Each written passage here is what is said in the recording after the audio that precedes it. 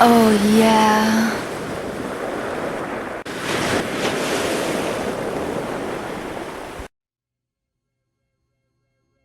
Where's the doggy? Say doggy? Well, like all the youngsters of this You city. always want what you don't have. So why shouldn't he do it? Right. Well, it's thick, but Well, I still don't No, know it just how surprised me. I was expecting you to come over after work. Wednesday, cloudy, chance of snow. record over it, use different tape to send me the show, but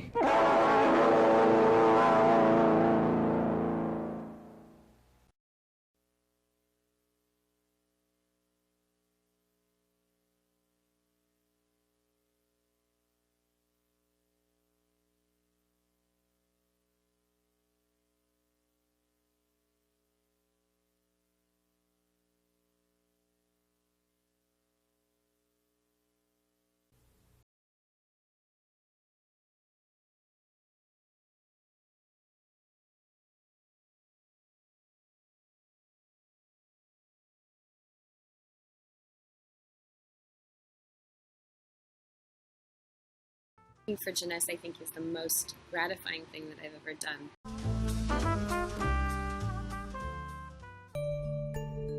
Growing up, I believe that the way to express God's love is through sexuality. So as children, as you learn to brush your teeth, we learned to have sex.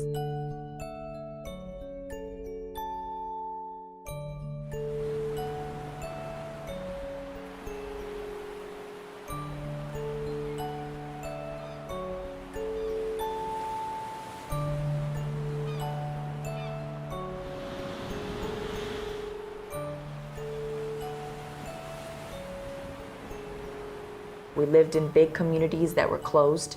We didn't have access to the outside world. Since a small girl, I learned that anything that was outside of our community was of the devil, was really bad.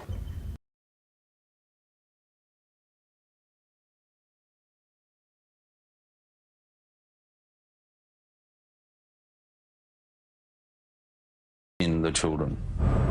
I love children. They're unpredictable, they can change their mind at a moment's notice. Quite often they tend to have a dichotomous worldview, that is, they see things in rather black and white terms. Good, bad, saintly, satanic or evil. And socially, them and us, there often is a very strong boundary between members and non-members. Another characteristic is that they're very often treated with suspicion and fear by the rest of society. And finally, they tend to change far more rapidly and radically than older religious movements which have got more settled.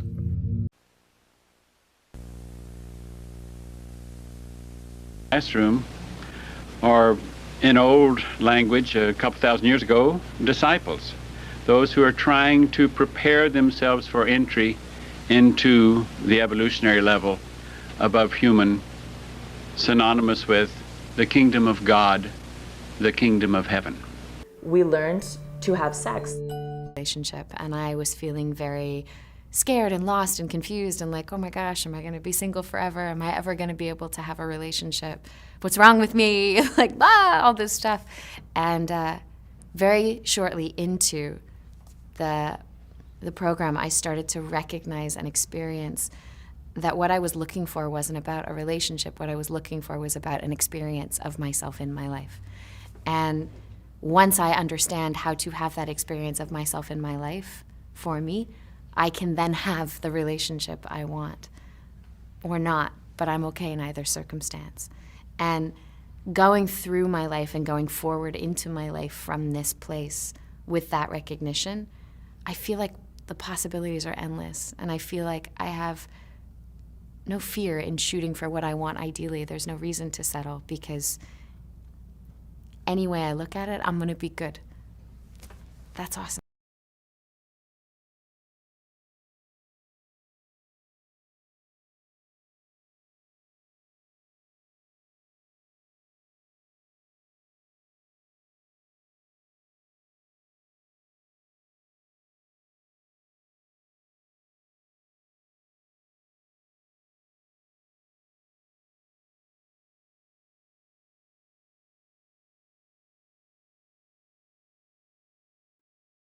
Let's take a look at being an effective follower.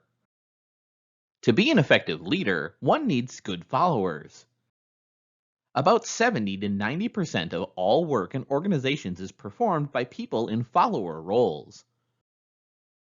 The term followers suffers from political incorrectness, yet it's a neutral term as used by leadership researchers.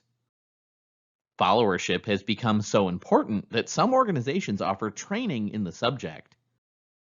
Training in followership often focuses on how to take responsibility for shared goals, being a self-starter, and providing constructive feedback to leaders when they make mistakes. In some high-risk occupations, such as an airplane crew member, followership skills are so important that formal training in this behavior is a formal requirement. Most of the topics in our study of leadership are aimed at inspiring, motivating, and influencing group members to achieve organizational goals. It is valuable to focus on 3 key aspects of being an effective group member: types of followers, characteristics of productive followers, and the importance of collaboration.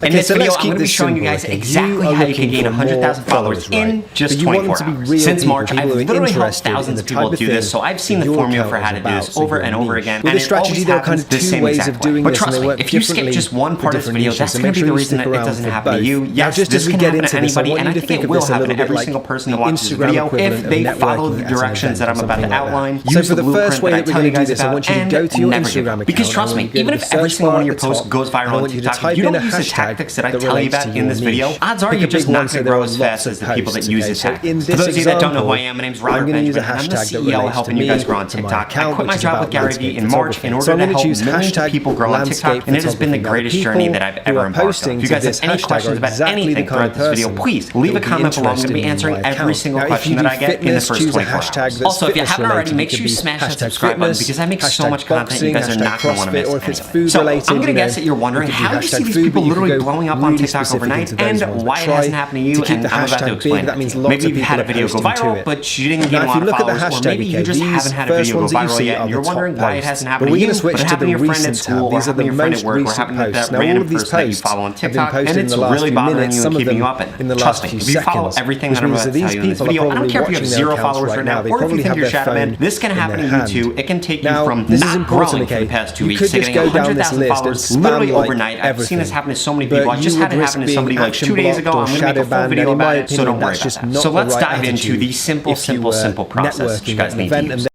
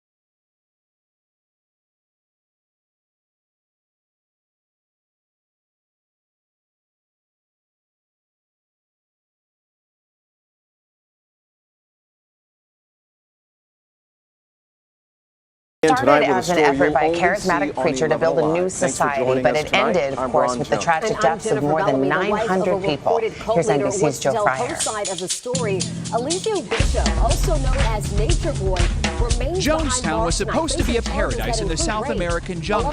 It was anything but. The saddest part about this tragedy is that good, decent people died who were well-intentioned. The story begins in America during the 1970s when Jim Jones created a religious movement called People's Temple. The charismatic minister fought for civil rights and had a multiracial family.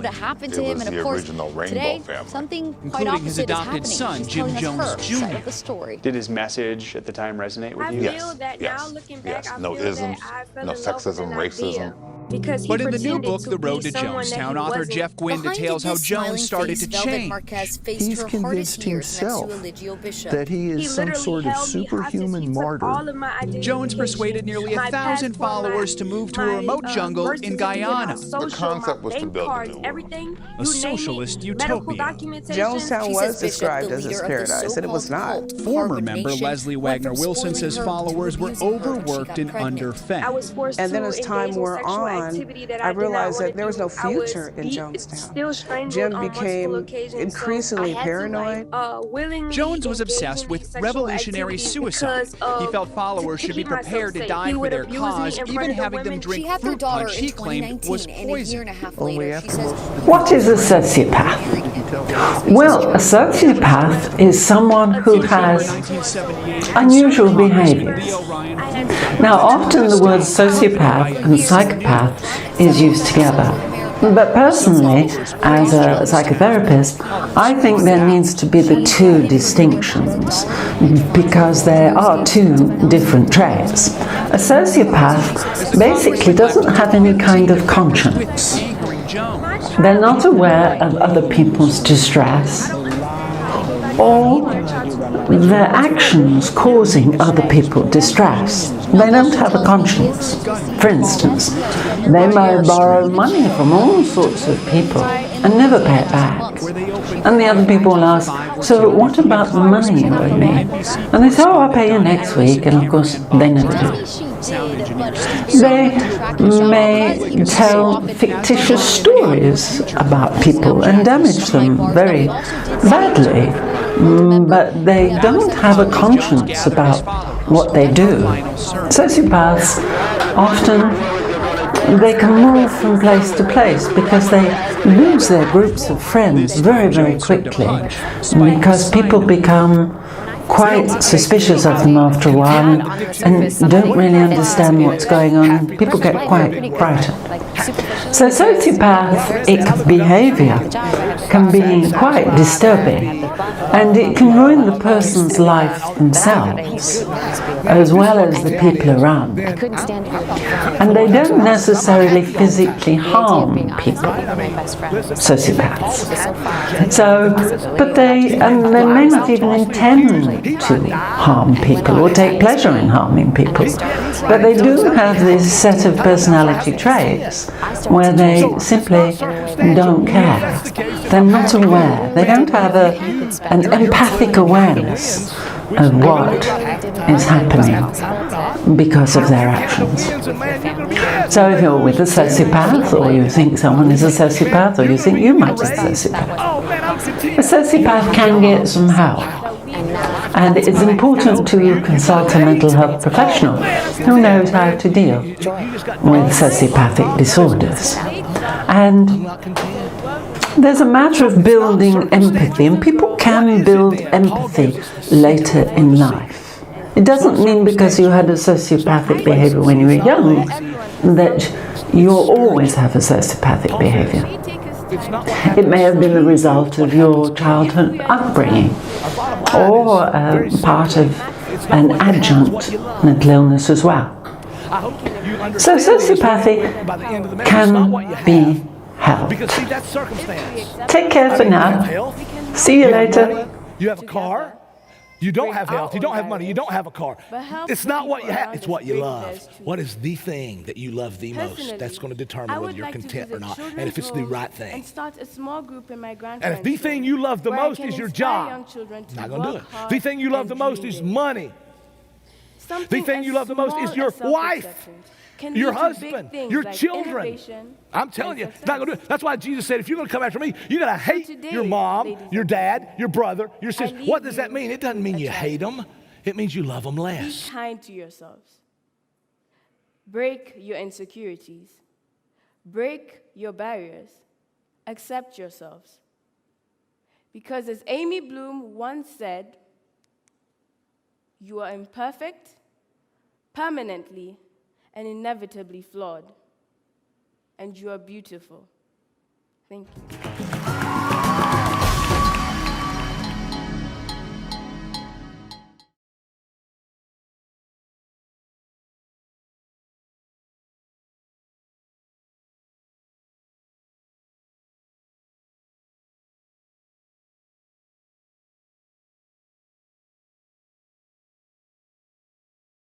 Was here 2,000 years ago, and that mind came for the express purpose of teaching humans how they could be saved, how they would not be plowed under at the end of the age. Well, we're at the end of the age.